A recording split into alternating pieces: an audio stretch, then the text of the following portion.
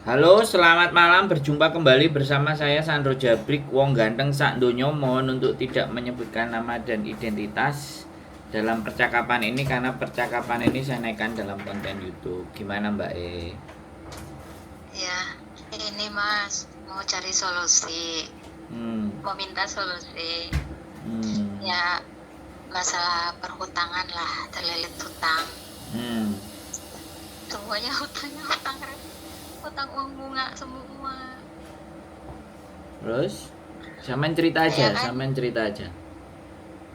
ya kan, kayak ya emang sih ada yang pakai pinjol yang sini ya, cuma pinjam 1.100 jadinya sekian, belum bisa bayar jadi sekian sekian. Dan itu ya yang satu sih udah tak masukin utangnya 1.500, udah tak masukin 300 1.000, tapi dia masih minta ya aku molor waktu gitu kan, sambil gimana caranya nutup. Yang parahnya yang satu, dia ngancem mau nyebarin, dia udah edit itu ada ya emang KTP ku sama videoku aku ngomong ya aku pinjam di sini gitu sekian, itu di pinggirnya itu diedit pakai kemaluan, nggak tahu punya siapa, dia ngancam mau nyebarin. Ya bank kecil juga ada dua, yang lebih parahnya itu yang orang-orang kita sendiri gitu yang tak pinjemin tuh kayak semacam ngancem lapor majikan gini gini gini gini.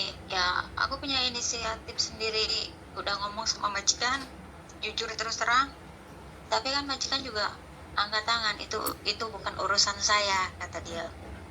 Kayak aku sebentar lagi di sini finish, aku ngomong ya aku juga sih punya ada utang sih sebenarnya sama majikan, waktu ada kena musibah di Indonesia aku pinjam dia 13.000. Sekarang aku minta solusi majikan, dia pun nggak bisa ngasih solusi atau gimana, cuma itu urusan kamu. Yang lebih parahnya lagi, kenapa saya harus selalu memberi uang ke kamu, padahal itu kan bukan memberi ya, minjam gitu. Bahkan bawa masalah kerjaan, katanya kamu sekarang ngurus nenek juga nggak, aku nyuruh mijitin nenek kamu nggak turutin, padahal kan dia nggak tahu sehari-hari dia kerja. Karena sehari-hari aku di rumah sama nenek, nenek kan udah pikun, udah nggak bisa apa-apa, sehari-hari pengennya rebahan tidur, mana inget mana tahu yang aku urusin ke dia. Nah terus ini yang ancaman ini tuh kemarin yang bikin jantungan, pokoknya malam ini jam 12 harus dibayar, kalau nggak dibayar ini tersebar ke semua kontak yang ada di HP kamu termasuk majikan kamu. Pokoknya sebelum disebar ke majikan aku udah ngomong duluan sama majikan, aku ada masalah kayak gini.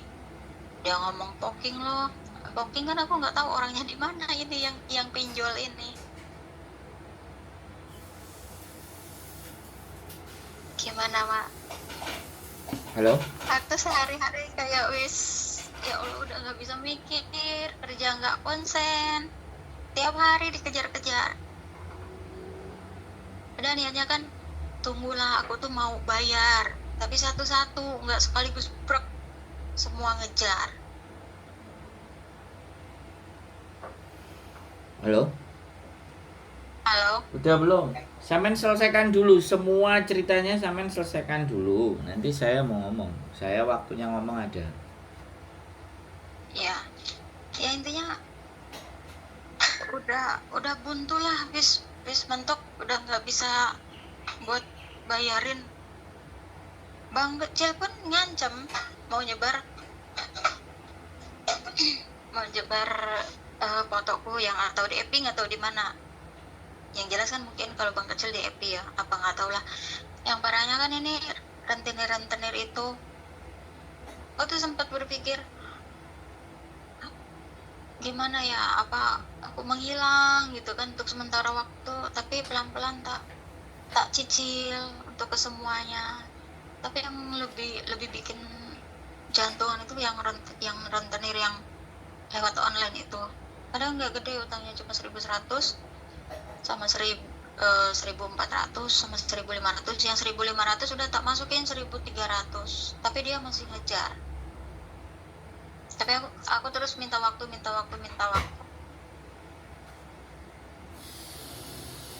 Majikan ya udah angkat tangan, nggak bisa bantu, tapi dia masih pertahanin di sini kerja. Padahal ini tinggal detik-detik finish. Cuma itu sih mas, ya, intinya udah buntu lah, udah nggak ada bisa jalan buat bayarin sementara ini. Udah giliran saya ngomong ya. Gantian sampean yang dengar. 5 menit 43 detik sampean ngomong. Sekarang giliran saya ngomong. Satu hal ya mbak, kalau utang itu ya harus dibayar. Satu, bagaimanapun resikonya perjanjian sampean sama dia. Terus yang pertama yang ingin saya garis bawahi, majikan masih tidak mengintermanage sampean. Ini wis sebuah kelebihan. Ini sudah sesuatu keberuntungan buat sampean. Artinya sampean masih dapat uang. Oke. Nah, kalau sampean masih dapat majikan ya, sampean jangan majikan ngomong ini, ngomong gitu dan segalanya sampean itu bantah. Ya udah, ikutin aja. Wong ancene kita itu kalau udah masuk lubang, yang dilihat orang itu kamu itu sudah masuk lubang, kamu itu tidak punya kekuatan. Nah, untuk merangkak itu nggak punya kekuatan. Ya mau nggak mau diterima dulu masuk di lubang. Pelan-pelan cari tangga untuk naik satu persatu. Pelan-pelan cari tali untuk ngangkat dirinya sendiri untuk naik ke atas. Nah sekarang itu kalau masalah disebarkan, masalah dilempar-lempar aib dan segala sesuatunya, ya nggak apa-apa. Nggak usah khawatir, nggak usah buntu, nggak usah sampai ngerasa bahwa nanti takut gini-gini. Nggak usah. Itu anggap sebagai bagian dari risiko sampai pinjem uang. Orang kalau mau ngambil uangnya dengan cara apapun, bahkan mungkin bisa jadi perasaannya dia itu sudah bakal kehilangan uang dari sampean. Makanya mereka sudah tidak memperdulikan bagaimana dampak dosa, dampak masalahnya. Yang penting aku butuh uangku, kamu nggak mau kasih, aku akan ancam-ancam kamu, aku akan melakukan hal-hal yang jahat kepada kamu. Nah sampean harus bisa terima, mau diapain lagi. Jadi sekali lagi nggak usah bingung, ya berdoa. Ya ada uang dikit setor, ada uang dikit setor. Namanya juga rentenir, namanya juga tukang pajak. Kalau sampean malah mau menghilang kemana mbak? Kalau sampean mau blokir itu semuanya ya nggak apa-apa. Kayak orang-orang itu udah hutang, habis itu nggak mau bayar, diblokirin semua. Apakah juga hidup anda juga tenang dengan memblokir itu? Ya bayar, kasih, minta waktu, tempo. Kalau dia nggak mau sabar ya sudah, dia mau melakukan apa-apa terserah kamu, gitu aja. Intinya aku udah mau bayar, tanggal sekian aku gajian tak bayar, tanggal sekian tak bayar, yang ini tak tutup, yang ini tak tutup, yang itu pelan-pelan tak cicil. Udah, satu-satunya jalan dan solusi ya dibayar. Dan yang kedua, nggak perlu bimbang, nggak perlu takut, nggak perlu khawatir, nggak perlu kena mental. Lah pas waktu ngutang itu sampean berpikir nggak gitu? Persoalannya itu di situ. Dan saya nggak mau bahas sampean mikir atau tidak, karena itu udah lewat. Dibahas pun ya sampai mengkret, sudah terjadi. Mau apa? Bisa dipahami. Makanya kalau sampean sudah berani ngutang ya berani menerima resiko. Mereka mau ngelakuin A, ngelakuin B, ngelakuin C, ya sudah. Ibaratnya kita berani berhutang itu harga diri kita itu sudah kita pertaruhkan. Makanya orang-orang yang punya masalah atau apapun di Indonesia, ya saya nggak ngerti latar belakang orang hutang itu, tapi kalau orang sudah berani orang menghutang itu berarti dia sudah berani menggadaikan harga dirinya. Kalau harga diri aja sudah kita gadai mbak, Jadi manusia kita itu paling berharga ketika harga diri kita mampu dipertahankan. Tapi ketika itu sudah tidak mampu kita pertahankan, apa boleh baut? Terima kita semuanya. Olok-olok, cacian, makian, sebar fitnah, apapun. Makanya itulah, uang itu bisa jadi jahat, uang itu juga bisa jadi baik. Tergantung siapa mau yang pakai. Sampean mau ngomong apa? Kan gantian. Enak kalau sama saya ngomongnya gantian. Iya kan, aku minta waktu lagi sampai hari Minggu. Cuman kan itu cuma buat mengulur waktu gitu kan, minta sampai hari Minggu. Padahal hari Minggu tuh juga nggak ada uang sama sekali. Intinya bulan ini nggak ada uang. Ya sampean ngomong, ada uangnya tanggal berapa, jangan ulur-ulur waktu begitu. Itu malah artinya omongan sampean sudah sangat nggak bisa dipegang. Orang itu mangkel loh mbak, dipinjemin terus kitanya ngulur-ngulur waktu, itu jengkel.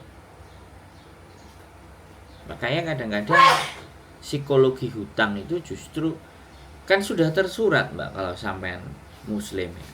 Hutang itu membuat kita itu kepikiran di siang dan malam. Itu sudah, itu tersurat mbak, bukan tersirat lagi, tersurat. Jadi berani-berani berhutang ya sudah, resiko yang akan ditimbulkan. Ini sampean masih keren, si rentenir dan bank-bank itu nggak nekat. Kalau yang nekat, mereka kirim surat, data sampean, alamat sampean, majikan sampean yang tertera di kontrak dikirim ke imigrasi. Habis itu imigrasi tiba-tiba ngirim surat ke majikan, terima surat intermediate, 2 minggu lagi kita keluar. Padahal kita nggak nulis, majikan juga nggak nulis. Tuh, itu sudah dilakukan para rentenir mbak, karena jaminan mereka paspor, jaminan mereka kontrak, data identitas kita itu yang dipegang. Ongkong itu nggak bisa mbak lari kemana. Kalau sampean kabur mau keluar, pilihannya artinya sampean nggak bertanggung jawab atas sesuatu yang sudah sampean lakukan. Ya jangan ulur waktu yang nggak tepat, bilang aja bulan ini udah nggak ada uang, bulan depan ya, bulan depan harus ada. Kalau dia nambah ya bilang aja nggak ada. Ya, kalau mau kamu nambah terus ya sudah, nggak akan selesai itu utang, dicekik. Rentenir memang begitu. Kalau aku sih ya selama pokoknya udah selesai ya udah, itu aja. Makanya kan gampang banget orang jadi rentenir di Hongkong itu enak, duitnya juga banyak kalau ada yang nyaur. Kalau yang nggak nyaur ya udah ancamannya paspor, ancamannya gitu-gitu. Itu resiko. Ya berdoa dan dindom, dibagi uangnya. Setelah gajian dari majikan ya dibagi. Sampean utang lagi ya utang lagi, malah kecekik. Sampean kabur, sampean menghilang, ya sementara waktu mungkin sampean aman, sampean terbebas, tapi mental sampean, bagi saya ya kalau kabur itu pengecut. Ibaratnya kita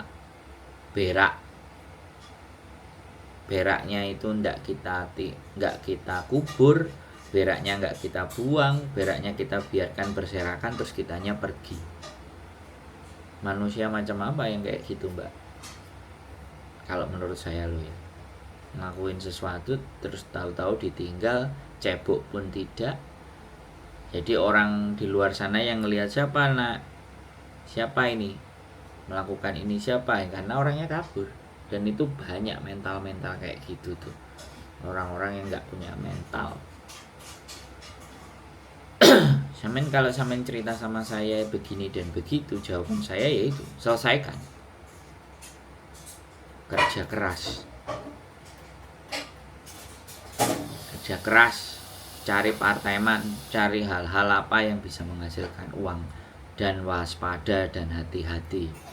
Kalau sampean mau cepat menyelesaikan semua utang itu, kalau sampean selalu santai, tenang aja hatinya.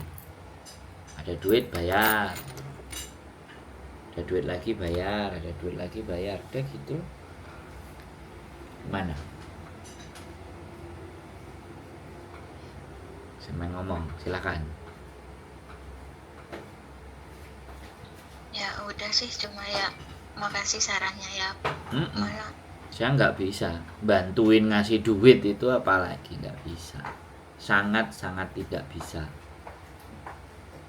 Gak apa-apa, berdoa, yakinkan hati dan diri untuk kuat, untuk bisa menghadapi ini semua. Kalau perlu ada barang apa yang ada di Indonesia, jual-jual bawa sini untuk nyaur utang, untuk bayarin utang. Jual apanya yang ada di Indonesia sana. Itu kalau mau harga diri samain kembali loh ya. Ada motor, ada mobil, ada sertifikat, ada sawah, ada kebun, ada rumah, ya udah selesaikan. Hadapi satu-satu sama mereka, pegang uang, samain pegang uang, hadapi, bayarin satu-satu, selesai. Nanti rumah apa harta di Indonesia bisa dicari lagi, yang penting utangnya kelar dulu. Itu solusinya, Mbak. Oke? Ada lagi yang mau dibahas? enggak, udah cuma itu. Cukup ya? Ya. Siap. Semangat sampean Mbak ya. Sehat selalu. Dan selesaikan semuanya. Kuat mental, jangan pernah ada takut. Sesuatu yang kita mulai, kita harus selesaikan. Itu baru orang yang punya harga diri. Oke? Oke. Ya, sehat selalu Mbak ya. Oke. Amin. Yo, Terima kasih. bye-bye. Assalamualaikum. Waalaikumsalam. Hutang, dan hutang, guys. Terus pertanyaannya, masih ada berapa manusia yang model kayak mbaknya ini? Kalau saya tetap satu hal, saya tidak akan khawatir, takut dan ancaman, tapi ya karena sekali lagi, karena utang ya harus dibayar.